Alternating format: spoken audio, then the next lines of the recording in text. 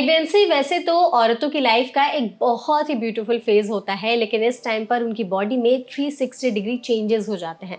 उनकी बॉडी पूरी तरीके से चेंज हो जाती है, इमोशनली, फिजिकली, मेंटली। वो इतना ज़्यादा चेंजेस देख ली होती हैं कि उन्हें समझ में नहीं आता कि आखिर उनके साथ हो क्या रहा है। तो इस दौरान ऐसे बहुत सारे मिथ्स भी डेवलप हो जाते हैं और आसपास के लोगों से इतने सारे ज्ञान की बातें सुनने के बावजूद भी वो बहुत ज़्यादा कंफ्यूज हो जाती हैं कि कौन सी चीज़ उनके लिए सही है, कौन सी चीज़ उनके लिए सही नहीं है। तो इसके लिए आज हमारे साथ इस सेशन में डॉक्टर काजल सिंह जुड़ी हुई हैं, जिनसे हम प्रेगनेंसी के बहुत सारे मिथ्स को बस्ट करने की कोशिश करेंगे कि आखिर ये जितनी भी बातें होती हैं प्रेगनेंसी के अराउंड में वो सही हैं या नहीं है। तो डॉक्टर, सबसे पहले तो इस सेशन में आपका बहुत बहुत स्वागत है। Thank you Megha. तो डॉक्टर, सबसे पहला तो यही है कि लोग कहते हैं कि पहली बार अगर आप प्रेग्नेंट हुई हैं, पहली प्रेगनेंसी है, तो नॉर्मल डिलीवरी के चांसेस सबसे ज़्यादा रहते हैं। ये सच है या नहीं? नहीं, पहली या दूसरी से इसका कोई रिलेशन नहीं होता है। अगर आपकी प्रेगनेंसी अच्छी जा रही है तो चाहे वो फर्स्ट हो चाहे 10th हो, आप वजाइनल डिलीवरी के लिए जा सकते हैं। लेकिन कई बार आजकल क्योंकि लाइफस्टाइल चेंज हो रहा है, लोगों की प्रायोरिटीज़ डिफरेंट हो रही हैं, प्रेगनेंसी लेट एज पे हो रही है, उनकी फ़र्स्ट प्रेगनेंसी भी आफ्टर 30-35 हो रही है, तो एज के साथ साथ कई कॉम्प्लिकेशंस प्रेगनेंसी में बढ़ते हैं। तो इस वजह से लोगों को हो सकता है, ये लगता है कि फ़र्स्ट प्रेगनेंसी में प्रॉब्लम हो जाएगी, या क्योंकि उनकी ऑलरेडी एज की वजह से कई बार फर्स्ट प्रेगनेंसी ही कॉम्प्लिकेट हो चुकी होती है। ओके, तो फिर आपके हिसाब से कौन सा राइट एज है प्रेगनेंसी प्लान करने के लिए?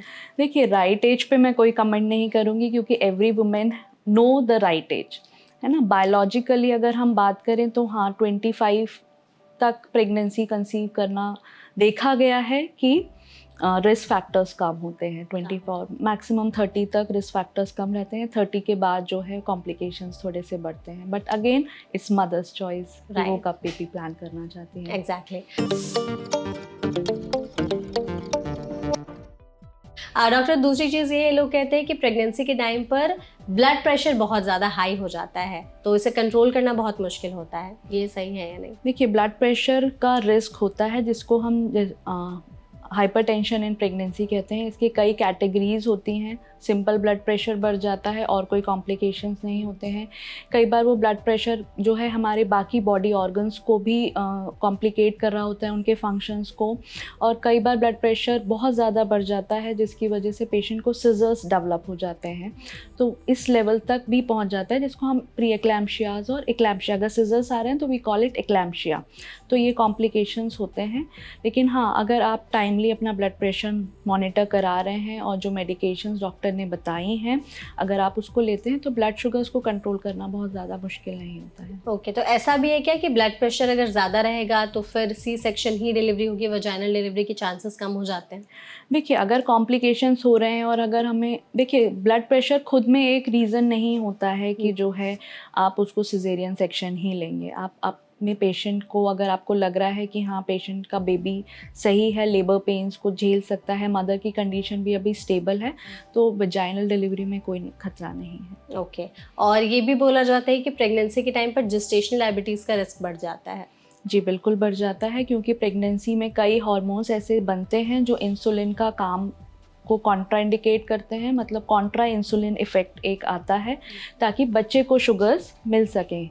तो इस वजह से कई बार ये हार्मोनल इम्बैलेंस हो जाता है इंसुलिन और एंटी इंसुलिन हार्मोन्स का, इसकी वजह से जेस्टेशनल डायबिटीज़ हो सकती है। अच्छा,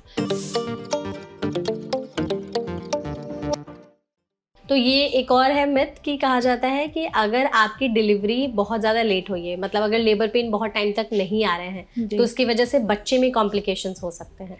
जी, ये मिथ नहीं है, ट्रुथ है।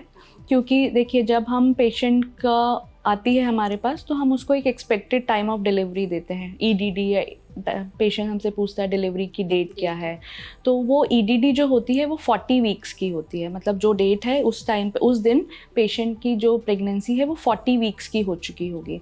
40 वीक्स के बाद कॉम्प्लिकेशंस बढ़ने का रिस्क रहता है, क्योंकि देखिए जो प्लेसेंटा है वो एक ऐसा ऑर्गन है जो डिलीवरी के, प्रेगनेंसी के टाइम पे ही बना है, बॉडी में पहले नहीं था। तो उसकी एक एज है, वो एज जब वो क्रॉस कर जाएगा तो बेबी को सप्लाई मुश्किल हो जाएगी। तो कई बार बेबी की सडन डेथ इन यूट्रो, मतलब माँ के गर्भ में ही डेथ होने का रिस्क है, क्योंकि उसकी सप्लाई उस डेट के बाद धीरे धीरे कम हो जाएगी, और वो कब ख़त्म हो जाएगी हमें नहीं पता।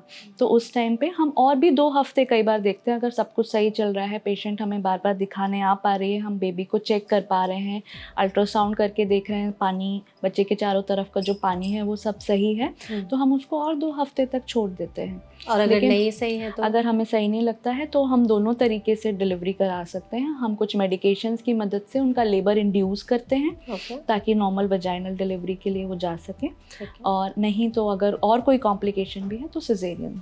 ठीक है, सिजेरियन से एक चीज़ है मिथ के आज के टाइम पे लोग कहते हैं कि डॉक्टर हर छोटी कॉम्प्लिकेशंस पे कहते हैं कि आप सीधे सी सेक्शन कर दो, तो ऐसा क्यों होता है? देखिए, उसका कारण ये है कि पहले अवेयरनेस नहीं थी। आजकल लोगों की family number of babies restricted, बच्चे 1 बेबी चाहिए, 2 बेबी चाहिए, और कोई नहीं चाहता है कि रिस्क हो। और ऑब्स्टेट्रिक एक बहुत ही अनप्रिडिक्टेबल ब्रांच है। अभी सब कुछ सही चल रहा है, अगले पल पे ही क्या हो जाएगा नहीं पता। अभी बेबी का हार्ट एकदम सही चल रहा है, नेक्स्ट टाइम पे बेबी के हार्ट को सप्लाई प्रॉब्लम होने लग गई, अभी मदर को कोई प्रॉब्लम हो गई, या लेबर प्रोसीड ही नहीं कर रहा है।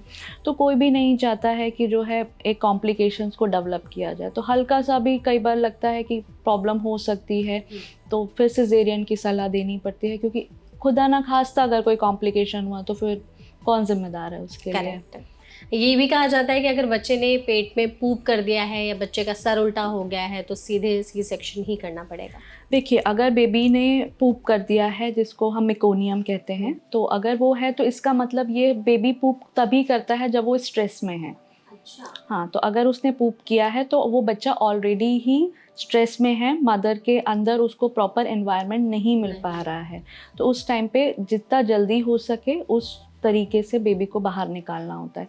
अगर हमें लग रहा है कि थोड़ी देर में डिलीवर वो हो ही जाएगी, क्योंकि ये कई बार ड्यूरिंग द लेबर भी होता है, तो अगर हमें लगता है कि अगर डिलीवर कर जाएगी जल्दी ही और बेबी की हार्ट रेट अभी सही चल रही है तो हम वजाइनल भी कराते हैं। लेकिन हमें लगता है कि वजाइनल डिलीवरी में अभी टाइम लगेगा और प्रॉब्लम है, बेबी को बहुत ज़्यादा स्ट्रेस में है, तो हाँ, हम सिजेरियन सेक्शन के लिए सलाह देते हैं। और अगर बच्चे का सर उल्टा हो गया है तो? देखिए, बच्चे का सर उल्टा होना इज़ अ कंडीशन, हम उसको ब्रीच प्रेजेंटेशन कहते हैं। नॉर्मली क्या होता है, पहले बेबी का सर बाहर आता है, फिर बाकी की बॉडी आती है। लेकिन ब्रीच में क्या होता है, बेबी का सर ऊपर की तरफ होता है, पहले पूरी बॉडी आती है और उसके बाद बेबी का सर आता है। तो कॉम्प्लिकेशन सबसे ज़्यादा क्या होता है कि बॉडी तो पूरी आ जाती है, बेबी का सर अटक जाता है।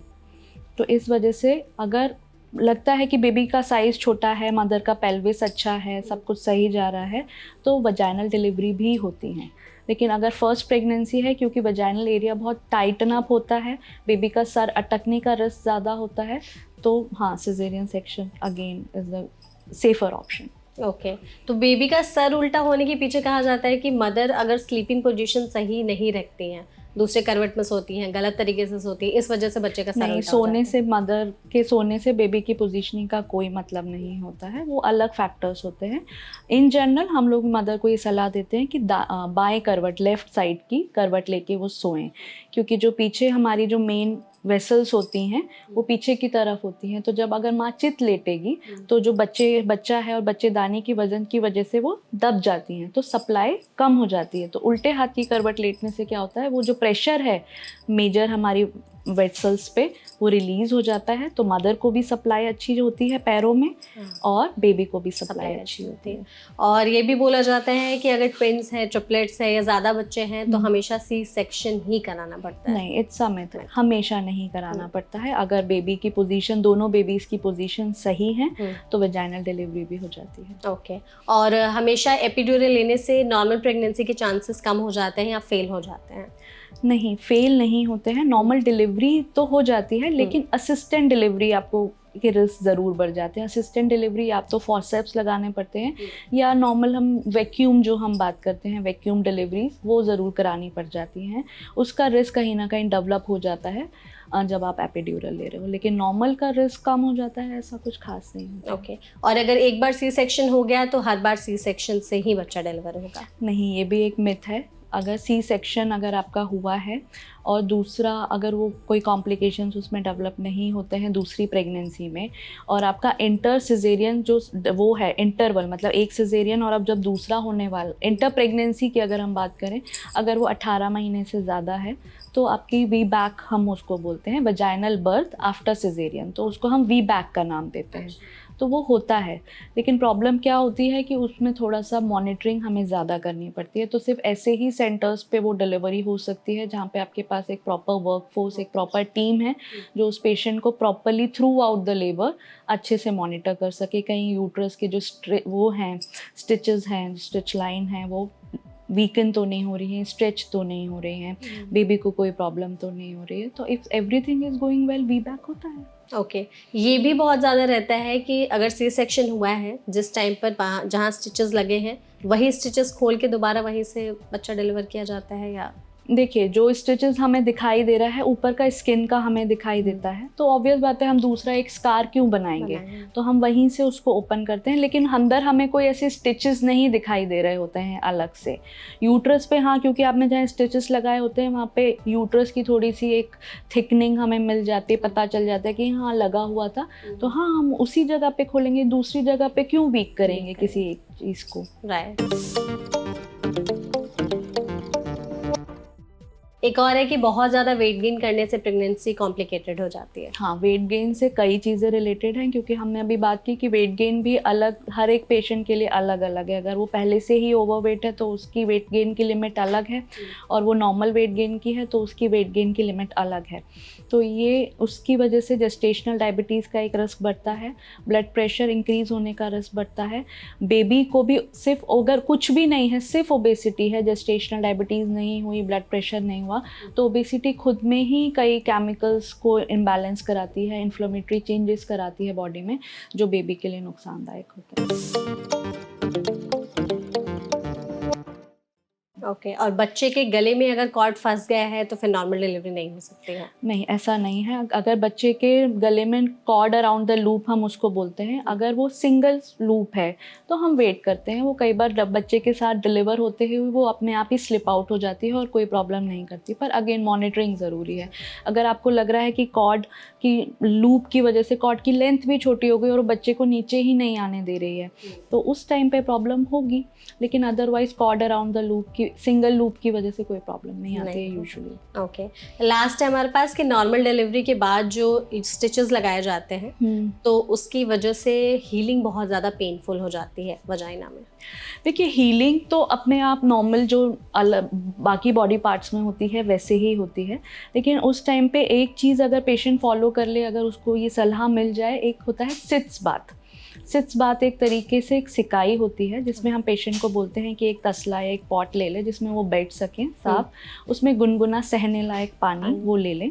उसमें कुछ ज़रूरी नहीं है कि वो कुछ डालें, फिर भी अगर चाहें तो थोड़ा सा बीटाडीन या डाल दें, अदरवाइज़ किसी की भी चीज़ की ज़रूरत नहीं है। उसमें वो बैठें 20 to 30 मिनट्स के लिए 3 times a day। It is called sitz bath. तो इससे क्या होता है, एक तो वहाँ का वार्मथ की वजह से ब्लड सर्कुलेशन बढ़ता है, एरिया भी क्लीन अप हो जाता है, ब्लड सर्कुलेशन बढ़ने की वजह से हीलिंग अच्छी होती है, और वार्मथ की वजह से हम सबको पता है थोड़ा पेन भी रिलीफ हो जाता है। तो अगर ये मदर करती हैं 3 times a day ये बात अगर वो लेती हैं तो उनके स्टिचेस अच्छे रहते हैं, पेन भी बहुत कम होता है। ओके तो आई गेस बहुत सारे जो मिथ्स थे लोगों के मन में उसको आपने बस्ट किए, बताया कि क्या सही है क्या नहीं है। आई होप आपने इस सेशन को एंजॉय किया होगा doctor. Thank you so much आप इस सेशन में हमारे साथ जुड़ी। ऐसी और भी वीडियोस के लिए ऑडियंस आप हमारे चैनल MDT लाइफ को फॉलो और सब्सक्राइब करना बिल्कुल भी मत भूलिएगा। कमेंट सेक्शन में अगर आपके और भी कोई सवाल है तो आप पूछ सकते हैं, हम उसका जवाब डॉक्टर से जानने की कोशिश करेंगे। Thank you so much.